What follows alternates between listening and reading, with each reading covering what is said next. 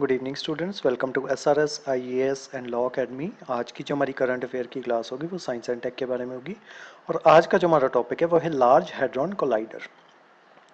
तो देखते हैं सबसे पहले लार्ज हैड्रॉन कोलाइडर जो है ये न्यूज़ में क्यों है। तो the Large Hadron collider has recently undergone upgrades to make it more accurate and sensitive and will start collecting that data in the May 2023। तो लार्ज हैड्रॉन कोलाइडर जो है जिसमें आपके जो वेरियस पार्टिकल्स जो होते हैं सब एटॉमिक पार्टिकल्स जैसे आपके प्रोटॉन वगैरह हो गए, तो उनको बहुत ज़्यादा स्पीड पे जो है एक्सेलरेट करवा के आपस में स्ट्राइक जो है वो करवाया जाता है, कोलाइड जो है वो करवाया जाता है। और जिस मशीन में उनको कोलाइड करवाया जाता है उस मशीन का नाम है लार्ज हैड्रॉन कोलाइडर। ये स्विट्जरलैंड के पास में जो है डेवोस के पास जो है ये मशीन जो है ये लगाई गई है। तो उसके अंदर जो है ये जो सब एटॉमिक पार्टिकल्स जो है उनको कोलाइड करवाया जाता है और ऐसी कंडीशंस जो है वो मिली सेकेंड्स के लिए ऐसी कंडीशंस जो है वो बनाई जाती हैं जो कि बिग बैंग के बाद में जैसे बिग बैंग हुआ था तो उसके बाद जो कंडीशंस जो थी सेम वैसी कंडीशंस बनाने की कोशिश जो है वो की जाती है ताकि ये फाइंड आउट किया जा सके कि हमारा अर्थ जो है उसकी फॉर्मेशन जो है वो किस तरीके से हुई होगी। तो उस वजह से ये एक्सपेरिमेंट जो है लार्ज हैड्रॉन कोलाइडर जो है उसका एक्सपेरिमेंट जो है ये किया जाता है। तो उसके जो उसको ज़्यादा एक्यूरेट और सेंसिटिव बनाने के लिए जो उसमें रिसेंट अपग्रेड जो है वो किए गए हैं, इसी वजह से लार्ज हैड्रॉन कोलाइडर जो है वो आपका न्यूज़ में आ गया है। Large Hadron Collider has undergone upgrades to increase its sensitivity and accuracy, allowing scientists to study particles with even higher energy. अब देखते हैं ये हेड्रॉन जो है ये क्या है। Hadron is any member of a class of subatomic particles that are built to form quarks and thus react through the agency of the strong forces. तो बेसिकली हेड्रॉन क्या है। हेड्रॉन कोई भी मेंबर जो है वो हो सकता है of the class of subatomic particles. तो सब एटॉमिक पार्टिकल्स जैसे आपके प्रोटॉन्स हो गए, न्यूट्रॉन्स हो गए, तो इनको सब एटॉमिक पार्टिकल्स जो है वो कहा जाता है। तो इन्हीं को जो है जो सब एटॉमिक पार्टिकल्स होते हैं उन्हीं के किसी भी मेंबर की कोई भी क्लास जो हो उसको हेड्रॉन जो है वो कहा जाएगा। ठीक है, तो आई होप अब आपको हेड्रॉन का मतलब जो है वो समझ में आ गया होगा। तो hadron is any member of the class of subatomic particle that are built from quark and thus quark भी बेसिकली जो आपके एटम्स जो होते हैं उनके सब एटॉमिक पार्टिकल्स जो होते हैं उनको क्वार्क्स जो है वो कहा जाता है। And thus react through the agency of a strong force. The hadrons embrace mesons, baryons, example protons or neutrons, and sigma particles, and there are many resonance। अब देखते हैं लार्ज हैड्रॉन कोलाइडर जो है इसके बारे में देख लेते हैं। Large Hadron Collider is a huge experiment that collide two beams of particles to study physics at very high energies. तो जब दो पार्टिकल्स जो होते हैं सब एटॉमिक पार्टिकल जब उनको रोटेट करवाया जाता है तो काफ़ी ज़्यादा हाई एनर्जी जो है उसके लिए वो चाहिए होती है। तो जब उनको कोलाइड करवाया जाता है तब भी बहुत ज़्यादा एनर्जी जो है वो रिलीज होती है। तो ये जो एक्सपेरिमेंट जो है ये जहाँ जहाँ पे किया जाता है तो उस चीज़ को जो है लार्ज हैड्रॉन कोलाइडर जो है वो कहा जाता है। ठीक है, तो ये एक तरीके का एक्सपेरिमेंट है जिसमें दो पार्टिकल्स जो होते हैं सब एटॉमिक पार्टिकल्स उनको कोलाइड करवाया जाता है। It is the largest science experiment in the world and is operated by CERN. CERN क्या है आपकी European Organization for Nuclear Research. The Large Hadron Collider is a circular pipe. ये एक तरीके की सर्कुलर पाइप है जो कि 27 किलोमीटर लंबी है and is located in the Franco Swiss border near Geneva Switzerland. तो ये स्विट्जरलैंड जो है उसके बॉर्डर के पास जो है ये एक्सपेरिमेंट जो है ये किया जाता है। It consist of two D shape magnetic fields. तो डी शेप की मैग्नेटिक फील्ड्स जो हैं वो क्रिएट की जाती हैं, देन वहीं पे जो है जो पार्टिकल जो होते हैं उनको कोलाइड करवाया जाता है। The two D-shaped magnetic fields created by almost 9,600 magnets। तो 9,600 magnets जो है उनको मिला के D-shaped magnetic field जो है वो create की जाती है। अब इसका working mechanism देख लेते हैं। Protons which are subatomic particles made up of quarks and gluons are accelerated inside the LHC। तो लार्ज हाइड्रॉन कोलाइडर जो है उसके अंदर प्रोटॉन जो है उसको जो है सब एटॉमिक पार्टिकल्स जो है जिसको प्रोटॉन जो है वो कहा जाता है उसको इसके अंदर जो है एक्सेलरेट करवाया जाता है। एंड देन दो प्रोटॉन्स जो होते हैं दोनों प्रोटॉन्स को आपस में जो है वो कोलाइड करवाया जाता है। क्वार्क एंड ग्लूओन्स आर सब atomic particles that make up protons and neutrons. Quarks come up in 6 different flavors: up, down, charm, strange, top and bottom. तो क्वार्क्स जो है ये 6 डिफरेंट तरीके के होते हैं, up quark, down quark, charm, strange, top and bottom.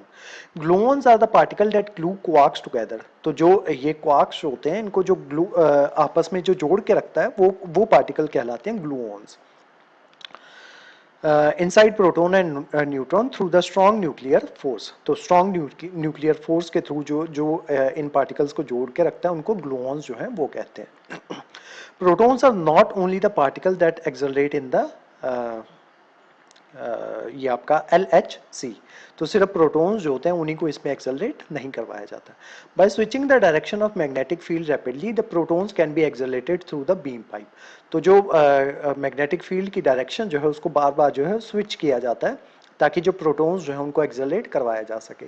Other components help in focusing the particle and keeping them from hitting the pipe walls. तो जो दूसरे कंपोनेंट इसमें होते हैं वो ये ध्यान रखते हैं कि ये प्रोटॉन्स जो इतनी स्पीड पे जो है वो रिवॉल्व कर रहे हैं, वो कहीं जो ये जो पाइप जो है जो 27 किलोमीटर की पाइप जो है जो डी शेप में बनाई गई है उसमें कहीं टकरा ना जाए। तो दूसरे कंपोनेंट जो है वो उसको मदद करते हैं कि कहीं वो इस पाइप की वॉल्स के साथ जो है उसको हिट ना होने दें। Proton eventually move then proton जो होता है वो लाइट की स्पीड से थोड़ा कम स्पीड पे जो है उसको मूव करवाया जाता है। तो उसकी स्पीड जो होती है वो 99.999999% of the speed of light जो है वो होती है। ठीक है, तो इतनी ज़्यादा स्पीड पे उसको जो है लाइट से मतलब आप कह सकते हो कि बहुत थोड़ी स्पीड पे लाइट से बिल्कुल कम स्पीड पे जो है प्रोटॉन जो है उसमें लार्ज हेड्रॉन कोलाइडर जो है उसमें रिवॉल्व करते हैं। एंड देन ये आप देख सकते हो इस तरीके से प्रोटॉन जो है वो रिवॉल्व करते हैं एंड देन वो आपस में कोलाइड जो है उनको करवाया जाता है। अब इसका सिग्निफिकेंस देखते हैं। At such high energies the Large Hadron Collider can create conditions that exist only fractions of second after the big Bang. तो सिर्फ मिली सेकेंड के लिए जो है फ्रैक्शन ऑफ सेकेंड के लिए ऐसी कंडीशन जो है LHC में क्रिएट की जाती हैं जो conditions after the big bang जो है वो एग्जिस्ट करती थी। Scientist use detector placed along the beam pipe to observe the interaction of the accelerated particles. तो जो उसके अंदर डिटेक्टर्स जो है वो लगाए जाते हैं बीम पाइप के अंदर और साइंटिस्ट जो है उन्हीं इंटरेक्शन जो है उन एक्सेलरेटेड पार्टिकल्स की इंटरेक्शंस जो है उनको ऑब्जर्व करते हैं which can reveal new insights into the nature of matter and the universe, ताकि यूनिवर्स के बारे में हमें नई इंफॉर्मेशन जो है वो मिल सके। The LHC has already discovered the Higgs boson in 2012। तो हिग्स बोसॉन जो है 2012 में LHC में ही उसकी डिस्कवरी जो है हुई थी and confirm their finding in 2013 which is a particle that gives other particles mass. तो ये जो है हिग्स बोसॉन जो है वो पार्टिकल होता है जो दूसरे पार्टिकल्स को जो है वो मास जो है वो प्रोवाइड करवाता है। LHC also help to test theories in particle physics such as supersymmetry and extra dimensions। अब इन दोनों के बारे में देखते हैं कि supersymmetry और extra dimensions जो है वो क्या होती हैं। Supersymmetry क्या है? It proposes that every known particle in the universe has yet to be discovered super partner particle।